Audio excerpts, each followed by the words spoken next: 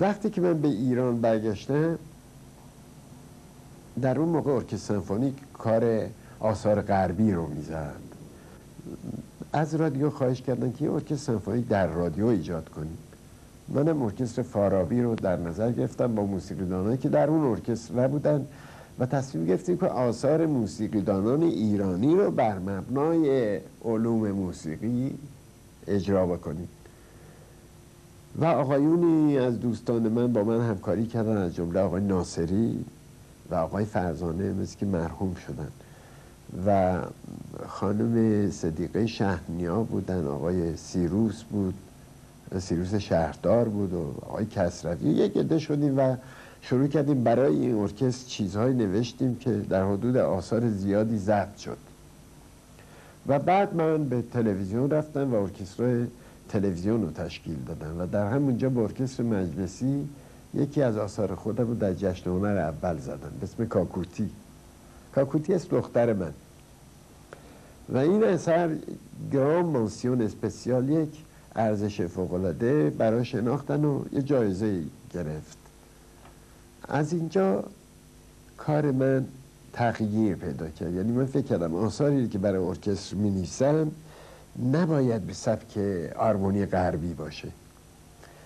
یک روزی در کتاب میخوندم، این کتاب به دست من افتاد، جامع الالحان عبدالقادر مراغی. البته قبلش مقاصد الالحان هم نوشته بود. جامع الالحان کاملتر از مقاصد الالحان بود و من به خوندن این مشغول شدم. 5 سال اینو هر شب 2 ساعت 3 ساعت مطالعه میکردم و هیچ چی نمیفهمیدم. یک روز به کتابای قدیم اون مدرسه موسیقی واتیکان مراجعه میکردم، دیدم که چیزایی نوشته که برابر اون چیزیست که مراغی نوشته. وقتی این دوتا رو با هم سنجیدم، از اونجا کلید فهم مقاصد الالحان و جامع الالحان بر من باز شد. بعد این مدها رو من ترتیب طوری دادم که بر مبنای تقسیم بندی قدما به صورت ذوالاربعهای پی در پی و تنینی تشکیل دادم و آرمونی به وجود آوردم که اسمش گذاشتم آرمونی زوج. یعنی اعدادی که در آرمونی غربی به کار میره برای هر صدا، نماینده هر صدایی، مثلا 1 3 5 7 که میشه دو می سل سی یا سی بمول، فکر کردم که چرا این اعداد و چرا نه اعداد جفت، مثلا 1 2 4 6 8. وقتی اینو به مرحله اجرا گذاشتم، آثاری به وجود اومد که دیدم آقایونی که خودشون استادن، علاوه بر این که نگفتن این بده، گفتن خیلی هم قشنگ صدا میکنه. و این صدا کردن و همبستگی و جذب صداها به وسیله تونیک و دومینانت و بودن وزن و بیوزنی ایجاد اثری کرد که من حالا خواهش میکنم از پسرم که این قطعه آخر من که بر مبنای آرمونی زوج نوشته شده اجرا بکنه. خواهش میکنم.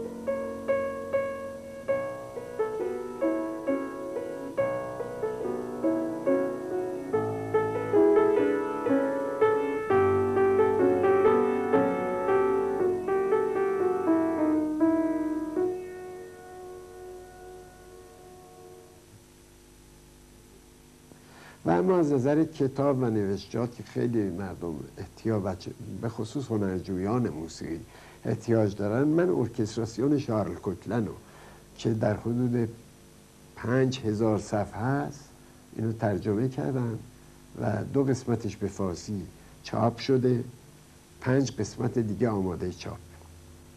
یک کتاب به عنوان چگونه ملودی بسازیم از نظر فرم، چه موسیقی ایرانی چه غربی.